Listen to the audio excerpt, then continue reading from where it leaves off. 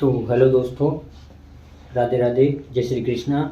तो आज मैं आप लोगों को बताऊंगा कि आप घर पर रहकर स्टडी कैसे कर सकते हैं। वैसे मैं भी पहले शहर में रहता था और वहीं पर मैं लाइब्रेरी ज्वाइन कर रखी थी, तो वहाँ पर तो मेरा शेड्यूल ठीक था, वहाँ पर मेरी स्टडी हो जाती थी क्योंकि लाइब्रेरी जाना था तो वहाँ पर जाकर स्टडी कर सकते थे किसी भी टाइम पर। और लेकिन जब मैं घर पर आया तो बाद में 2-3 दिन तक मेरा शेड्यूल नहीं बैठा, तो फिर मैंने क्या किया कि मैंने एक टाइम टेबल बनाया और उस टाइम टेबल के हिसाब से जब मैंने स्टडी स्टार्ट की, शुरुआत के 2-4 दिन तो मेरी स्टडी कंप्लीट ठीक से नहीं हो पा रही थी, लेकिन फिर धीरे धीरे वो स्टडी उसमें लाइन में आ गई थी। तो मेरा शेड्यूल ये था कि मॉर्निंग में मैं 5 बजे उठता हूँ। 5 बजे उठने के बाद जो भी मेरी स्टडी करने की जो बुक्स होती है उसको खोल के मैं बैठ जाता हूँ पढ़ने। और शुरुआत के 4 बजे से लेकर 7 बजे तक मैं 3 घंटे मॉर्निंग में स्टडी करता हूँ।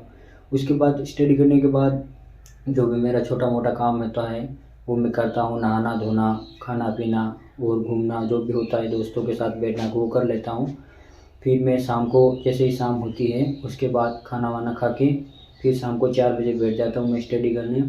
और 4 बजे से मैं 10 बजे तक स्टडी करता हूँ, यानी कि 6 घंटे शाम को और मिल जाते हैं मेरे को। तो 3 तो वो मॉर्निंग वाले हो गए और 6 या 9 घंटे में पूरी स्टडी करता हूँ। और इसके बाद मैं मेरा खाना वाना खा के फिर सो जाता हूँ और फिर मॉर्निंग में फिर मेरा यही टाइम टेबल रहता है। तो आपसे यही कहना है कि अगर आप घर पर रहकर स्टडी कर रहे हो तो आप एक अपना टाइम टेबल बनाइए घर पर स्टडी करने का। पहले उनको एक पेज पर लिख लीजिए कि इस टाइम को मुझे ये चीज़ पढ़नी है।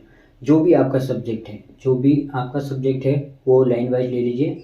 और जो आपका कठिन सब्जेक्ट है, जो भी आपको लगता है ना कि हाँ यार ये मेरे को बहुत कम समझ में आता है, तो उसको सबसे पहले आप लीजिए, उसको मॉर्निंग में आप लीजिए। क्योंकि माना जाता है कि मॉर्निंग में ना हमारा माइंड जो है ना वो एकदम फ्रेश रहता है, क्योंकि हम कोई भी चीज़ का टेंशन नहीं रहता है। मॉर्निंग में उठते हैं, वातावरण भी ठीक होता है, तो उस समय ना हमारी स्टडी और हमारे दिमाग में भी अच्छी तरह से बैठ जाता है कुछ भी पढ़ते हैं तो इसलिए आप लोगों से ये कहना है कि अगर आप जो भी आपका कठिन सब्जेक्ट है, जैसे कि आपके मैथ्स हो गई, इंग्लिश हो गई, तो उनको आप मॉर्निंग में ले लीजिए। उनको मॉर्निंग में पढ़िए, थोड़ा बहुत पढ़िए। 1 दिन में समझ में नहीं आएगा, 2 दिन समझ में नहीं आएगा, 3 दिन समझ में नहीं आएगा।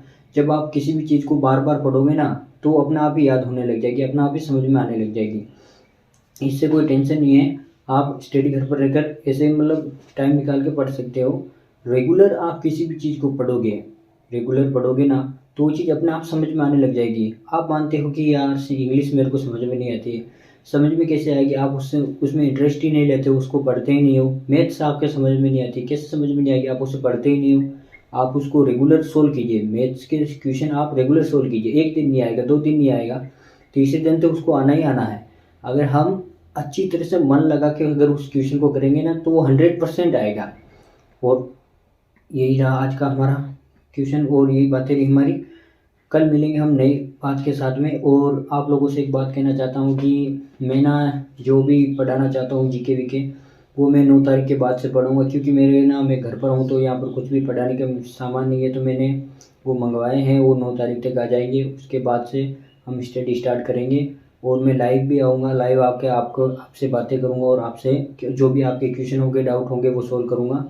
तो आप अगर हमारे चैनल पर नए हैं तो हमारे चैनल को ज़रूर सब्सक्राइब कीजिएगा। और ये मेरा एक और चैनल था पहले, वो डिलीट हो गया है क्योंकि पहले मैं स्टडी करने के लिए बाहर रहता था, गांव में नहीं रहता था। तो बाहर रहता था तो वहाँ पर मैं क्या है ना कि वीडियो नहीं डाल पा रहा था, तो वो मेरा चैनल ना डेड हो गया है। तो मैंने ये नया चैनल बनाया है, तो प्लीज़ इसको सब्सक्राइब कर लीजिएगा और कमेंट में बताइएगा कि जो मेरा टाइम टेबल है वो आपको कैसा लगा। राधे राधे।